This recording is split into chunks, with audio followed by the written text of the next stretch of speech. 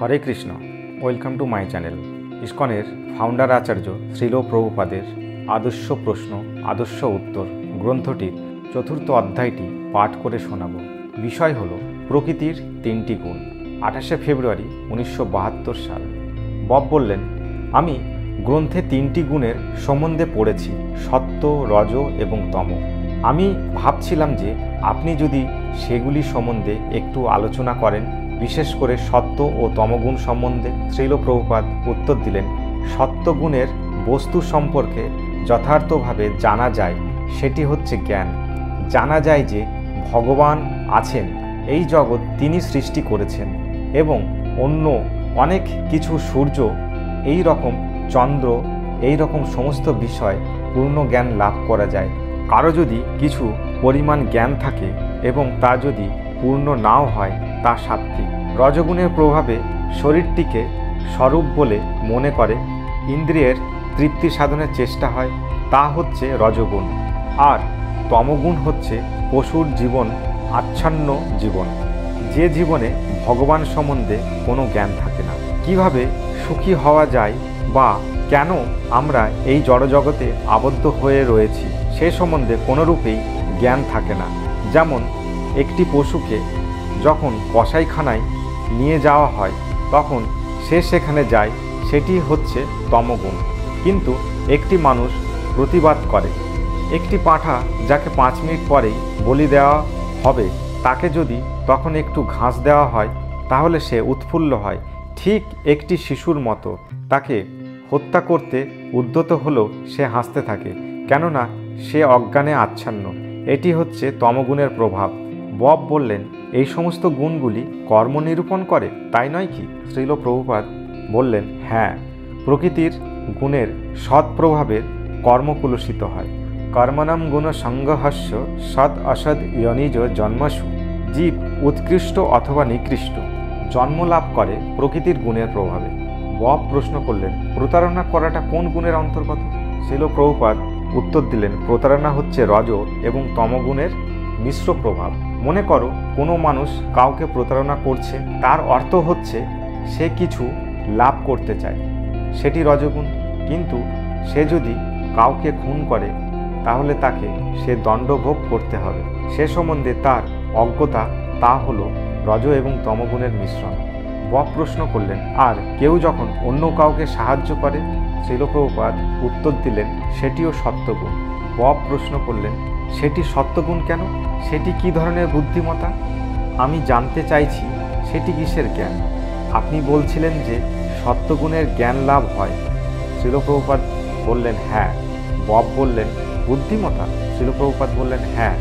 Bob বললেন, সুতরাং কাউকে সাহায্য করলে? শ্রীল প্রভুপাদ বললেন, তার মানে হচ্ছে যে সে অজ্ঞান, তুমি তাকে জ্ঞান দান করার চেষ্টা করছো। বব বললেন, সুতরাং বুদ্ধিমত্তা দান করা? শ্রীল প্রভুপাদ বললেন, হ্যাঁ, সেটি হচ্ছে সত্যগুণ। বব প্রশ্ন করলেন, আর কেবল কোনো রকম সহায়তা করা হলে? শ্রীল প্রভুপাদ বললেন, সেটিও সত্যগুণ। বব বললেন, কোনো নিঃস্ব ভিক্ষুককে যখন ভিক্ষা দেওয়া হয়? শ্রীল প্রভুপাদ উত্তর দিলেন, সেটিও সত্যগুণ হতে পারে। কিন্তু তোমাদের নিউ ইয়র্কের বাউরি স্ট্রিটে ভবঘুরেগুলিকে যখন ভিক্ষা দেওয়া হয়, তখন তারা সঙ্গে সঙ্গে 1 বোতল মদ কিনে সেটি পান করে রাস্তার উপর চিৎপাত হয়ে শুয়ে থাকে, সকলে হাসতে থাকে। সেটিও দান, কিন্তু সেটি সত্যগুণ নয়, সেটি তমগুণ। বব প্রশ্ন করলেন, দান তমগুণ? শ্রীল প্রভুপাদ উত্তর দিলেন, 3 রকমের দান রয়েছে, সাত্ত্বিক, রাজসিক এবং তামসিক। সাত্ত্বিক দান হচ্ছে সেই দান যা দান করা অবশ্যই কর্তব্য। যেমন কৃষ্ণ ভাবনামৃত আন্দোলন। কেউ যদি আন্দোলনের উদ্দেশ্যে কিছু দান করে, সেটি হচ্ছে সাত্ত্বিক, কেননা তা ভগবত চেতনার বিকাশের জন্যে, কৃষ্ণ ভাবনামৃত বিকাশের জন্য দান করা হচ্ছে, সেটি হচ্ছে সাত্ত্বিক। আর তুমি যদি কোনো কিছু প্রত্যাশা করে দান করো, তা হচ্ছে রাজসিক। আর কেউ যদি অনুপযুক্ত স্থানে অনুপযুক্ত কালে শ্রদ্ধাহীনভাবে অনুপযুক্ত ব্যক্তিকে দান করে, যেমন বাউরির ভবঘুরেগুলি, তাহলে সেটি হচ্ছে তামসিক। কিন্তু শ্রীকৃষ্ণ বলেছেন, यत् करोषि यत् शंसि यजुहोषि ददासि च যৎ তপস্যাসি কৌন্তেয় তৎ কুরুষ্ব মদপর্ণনম। তুমি যা করো, তুমি যা খাও, যজ্ঞে তুমি যা অর্পণ করো, তুমি যে দান করো এবং তুমি যে তপস্যাচার্য অনুশীলন করো, তা সবই আমার উদ্দেশ্যে অর্পণ করা উচিত। শ্রীকৃষ্ণ যদি তা গ্রহণ করেন তাহলে সেটি হচ্ছে দানের চরম পূর্ণতা, অথবা শ্রীকৃষ্ণের প্রতিনিধি যদি তা গ্রহণ করেন তাহলে সেটি হচ্ছে পূর্ণতা। বব প্রশ্ন করলেন, কোনো ক্ষুধার্ত ব্যক্তিকে যখন খাদ্য দান করা হয় সেটি কী ধরনের দান? শ্রীল প্রভুপাদ উত্তর দিলেন, সেটি নির্ভর করছে অবস্থার উপর। যেমন একজন ডাক্তার তার রোগীকে নির্দেশ দিলেন কোনো শক্ত খাবার না খেতে, আর সেই রোগীটি যদি আমাকে কিছু শক্ত খাবার খেতে দাও, আমাকে কিছু শক্ত খাবার খেতে দাও বলে কাঁদতে থাকে, তখন তুমি যদি তাকে শক্ত খাবার দাও তাহলে তুমি তার উপকার করছো না, সেটি তামসিক। বব বললেন, এই ভক্তদের এদের কি কর্মফল ভোগ করতে হয়? এরা কি এসব গুণের দ্বারা প্রভাবিত হয়ে কর্ম করে? এরা কি সত্যগুণের দ্বারা প্রভাবিত? শ্রীল প্রভুপাদ উত্তর দিলেন, এরা সত্যগুণেরও অতীত, সদ্য সত্য। ভক্তরা এই জড় জগতের অন্তর্গত নয়, এরা চিৎ জগতে অধিষ্ঠিত।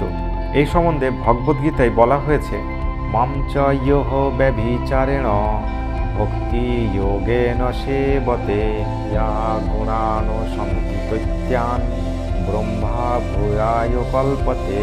কেউ যখন ঐকান্তিক নিষ্ঠা সহকারে ভগবানের সেবায় নিযুক্ত হন এবং কোনো অবস্থাতেই যিনি ভগবত ভক্তি থেকে বিচলিত হন না, তিনি তখন জড় প্রকৃতির গুণগুলির অতিক্রম করে ব্রহ্মভূত স্তরে অধিষ্ঠিত হন। ভক্তরা সত্য, রজ এবং তমগুণের দ্বারা প্রভাবিত নন, তারা এই সমস্ত গুণের অতীত। বব প্রশ্ন করলেন, নিষ্ঠাবান ভক্ত কি সেই স্তর প্রাপ্ত হয়? শ্রীল প্রভুপাদ বললেন, হ্যাঁ, ভক্ত তুমিও ওদের মতো ভক্ত হতে পারো, সেটা মোটেই কঠিন নয়। তোমাকে কেবল ভগবানের প্রেমময়ী সেবায় যুক্ত হতে হবে, সেটাই যথেষ্ট। বব বললেন, আমি ভগবানের বিষয়ে আরও জানতে চাই এবং আরও বেশি করে তার উপস্থিত অনুভব করতে চাই। তার কারণ হচ্ছে আমার মনে হয় তাছাড়া জীবনের আর কোনো অর্থই নেই। শ্রীল প্রভুপাদ উত্তর দিলেন, হ্যাঁ, এই মানব জন্ম যদি হেলাই নষ্ট করো তাহলে তা হবে একটি মস্ত বড় ক্ষতি। জড় জগতের বন্ধন থেকে মুক্ত হওয়ার একটা মস্ত বড় সুযোগ মনুষ্যরূপে জীবনকে দেওয়া হয়েছে। বব বললেন, আপনাকে যে আমি এই প্রশ্নগুলি করার সুযোগ পেয়েছি সেই জন্যে আমি আপনার কাছে অত্যন্ত কৃতজ্ঞ। শ্রীল প্রভুপাদ উত্তর দিলেন, তুমি আরও বেশি জানতে পারো। বব বললেন, কিন্তু এখনও আমার বাড়ির সাথে আমার যোগাযোগ রয়েছে, বিবাহ আমার বাগদান হয়ে গেছে। শ্রীল প্রভুপাদ উত্তর দিলেন, না না, এটা কোনো প্রতিবন্ধক নয়। এরা এখানে এতজন বিবাহিত রয়েছে, শ্যামসুন্দরকে দেখিয়ে ও বিবাহিত, বিবাহ কোনো প্রতিবন্ধক নয়। আমি তোমাকে বলছি যে পারমার্থিক 4টি আশ্রম রয়েছে, ব্রহ্মচারী, গৃহস্থ, বানপ্রস্থ এবং সন্ন্যাস। ব্রহ্মচারী আশ্রমের পর বিবাহ করে গৃহস্থ আশ্রমে প্রবেশ করা যায়, সেই সম্বন্ধে অবশ্য কোনো বাধ্যবাধকতা নেই। কেউ ইচ্ছা করলে আজীবন নৈষ্ঠিক ব্রহ্মচারীও থাকতে পারে, তবে ব্রহ্মচারী ইচ্ছা করলে বিবাহ করতে পারে। আর বিবাহের পর গার্হস্থ আশ্রমের শেষে বানপ্রস্থ আশ্রম রয়েছে, অর্থাৎ তখন গার্হস্থ জীবন থেকে একটু বিচ্ছিন্ন হয়ে গিয়ে স্বামী স্ত্রী আলাদাভাবে থাকতে হয়, তখন আর কোনো যৌন সম্পর্ক থাকে না। তারপর সে যখন সম্পূর্ণভাবে অনাসক্ত হয়, পারিবারিক জীবনের প্রতি সম্পূর্ণভাবে নিষ্পৃহ হয়ে পড়ে, তখন সন্ন্যাস আশ্রম গ্রহণ করে। বব প্রশ্ন করলেন, তখন সে কি করে তার স্ত্রীকে সম্পূর্ণরূপে ভুলে যায়?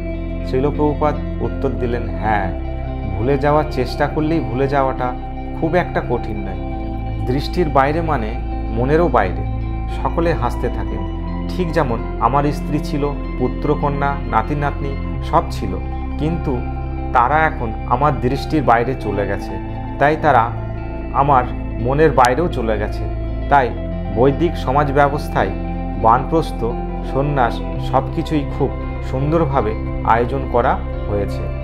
আদর্শ প্রশ্নের আদর্শ উত্তর গ্রন্থটির চতুর্থ অধ্যায় শেষ হলো। পঞ্চম অধ্যায় পেতে গেলে আমার চ্যানেলটা সাবস্ক্রাইব করুন। হরে কৃষ্ণা।